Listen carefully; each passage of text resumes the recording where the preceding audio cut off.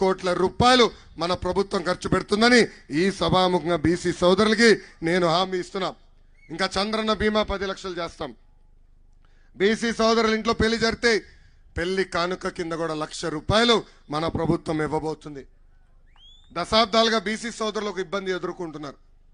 పాదయాత్రలో చాలా మంది నన్ను వచ్చి కలిసి ఇదొకటి నన్ను కోరారు. 6 నెలలకు ఒకసారి బీసీ సర్టిఫికేట్ మేము రెన్యూ చేసుకోవాలి, అధికారుల చుట్టూ మేము తిరగాలి, ఇది పోవాలి అని కోరారు. బీసీ సోదరులకి ఈ సభాముఖంగా హామీ ఇస్తున్నా, పర్మనెంట్ కాస్ట్ సర్టిఫికేట్ కూడా అందజేసే బాధ్యత మన ప్రభుత్వం తీసుకుంటుంది. ఇంకా పెండింగ్ లో ఉన్న బీసీ భవనాలన్నీ కూడా పూర్తి చేస్తామని ఈ సభాముఖంగా బీసీ సోదరులకి నేను హామీ ఇస్తున్నా. అనంతపూర్ జిల్లా అంటే మా కుటుంబానికి చాలా ప్రేమ. నేను ఎప్పుడు అనంతపూర్ జిల్లాకు వస్తే సొంత ఇంటికి వచ్చిన భావం నాకు కలుగుతుంది. దానికి కారణం ఇక్కడున్న ప్రజలు చూపించే ప్రేమ, అభిమానం. అసలు మీకు చేతులు ఇవ్వాలంటే నాకు భయం వేస్తుంది స్వామి. గీరేస్తే పర్వాలా, కొరుకుతారు. పాదయాత్రలు ఇదే ఊరవకొండలో నా చేని కొరికారు. అంత ప్రేమ అభిమానం మీరు చూపిస్తారు. ఆనాడు అన్న ఎన్టీఆర్ని గెలిపించి శాసనసభకి కాదు ఆంధ్ర రాష్ట్రానికి ముఖ్యమంత్రి చేసిన ఘనత ఈ అనంతపూర్ జిల్లా. అంత ప్రేమ అభిమానం మా కుటుంబాన్ని చూపించారు. ఇంకొక మామయ్య నందమూరి హరికృష్ణ గారిని కూడా గెలిపించింది అనంతపూర్ జిల్లా. ఇంకొక మామయ్య మీ అందరి బాలయ్య, నా ఒక్కడికే ముద్దల మావయ్య బాలయ్య బాబు గారిని కూడా 2 సార్లు గెలిపించి శాసనసభకు పంపించింది ఈ అనంతపూర్ జిల్లా. అందుకే డబుల్ ప్రేమతో అనంతపూర్ జిల్లాని 5 సంవత్సరాలు మనం అభివృద్ధి చేశాం. కరువున అనంతపూర్ జిల్లాలో కార్లు పండే విధంగా చేసిన వ్యక్తి చంద్రబాబు నాయుడు గారు. ఒక కియా అనుబంధ సంస్థల ద్వారా 50,000 మందికి ఉద్యోగాలు కల్పించాం. 130,000 మంది రైతులకి 90% సబ్సిడీ ద్వారా డ్రిప్పులు కూడా అందజేసింది మన ప్రభుత్వం. ఇట్లా చెప్పుకుంటా పోతే ఒక్క సంవత్సరంలో ఇన్పుట్ సబ్సిడీ ద్వారా 2,000 కోట్ల రూపాయలు నేరుగా రైతుల అకౌంట్లో జమ చేసిన ప్రభుత్వం తెలుగుదేశం ప్రభుత్వం.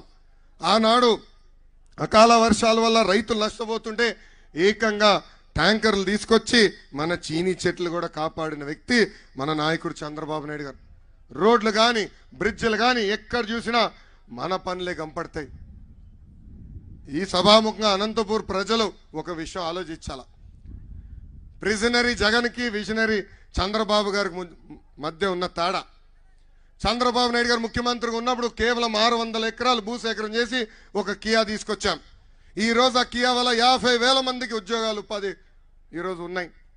అదేవిధంగా ఈ ప్రిజనరీ జగన్ వాళ్ళ తండ్రి ముఖ్యమంత్రిగా ఉన్నప్పుడు ఏకంగా లేపాక్షి నాలెడ్జ్ హబ్ పేరుతో 8,844 ఎకరాలు భూసేకరణ చేశారు. ఇంకో పక్కన సైన్స్ సిటీ పేరుతో 8,000 ఎకరాలు భూసేకరణ చేశారు.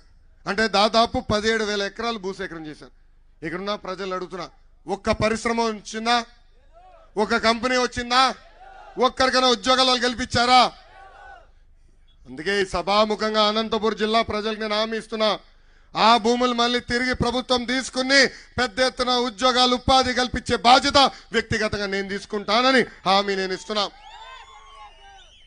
కరెక్ట్ గా పాదయాత్ర చేస్తున్న సమయం ఎవరైతే ఆ భూములు సేకరణ చేసి జగన్ కంపెనీలో పెట్టుబడులు పెట్టారో ఆ కంపెనీ దివాలా ఎత్తిందని చెప్పారు. 10,000 కోట్ల రూపాయలు విలువైన భూమిని కేవలం 500 కోట్ల రూపాయలతో కొనేదానికి ప్రయత్నించాడు ఈ జగన్ మేనమావ రవీంద్రనాథ్ రెడ్డి. ఆనాడు నేను గట్టిగా మాడితే ఆ పనులు ఆపేసే పరిస్థితి. అంటే మీరు చూడండి, ఎక్కడ చూసిన ఇసుక దందా, భూదందా ఇదే జరిగే పరిస్థితి. అందుకే అనంతపూర్ ప్రజలు ఆలోచించాలా, పాలిచ్చే తెలుగుదేశ ప్రభుత్వం కావాలా, లేదంటే తన్నే దున్నపోతూ వైకాపా ప్రభుత్వం కావాలా అని ఆలోచించమని నేను కోరుతున్నా. ఇంకా ఉరవకొండ నియోజకవర్గం గురించి నేను ఎంత చెప్తే తక్కువ. మన కేశవ్ అన్న 3 తరాలకి వారధిగా పనిచేసిన వ్యక్తి. విశ్వవిఖ్యాత నట సార్వభౌమ స్వర్గశ్రీ నందమూరి తారక రామారావు గారి దగ్గర ట్రైనింగ్ పొందిన వ్యక్తి కేశవ్ అన్న. మన విజనరీ నాయకుడు బాబు గారి నాయకత్వంతో పనిచేసిన వ్యక్తి కేశవ్ అన్న. ఈరోజు ఒక యువ నాయకుడిగా నేను అనేక పనులు చేయాలంటే ఒక అన్నగా నా వెనకాల నిలబడి నాతో పరిగెత్తే వ్యక్తి కేశవ్ అన్న. నాతో పరిగెడుతున్నారు, నా వెనకాల పరిగెడుతున్నారు నాకు ఇట్లా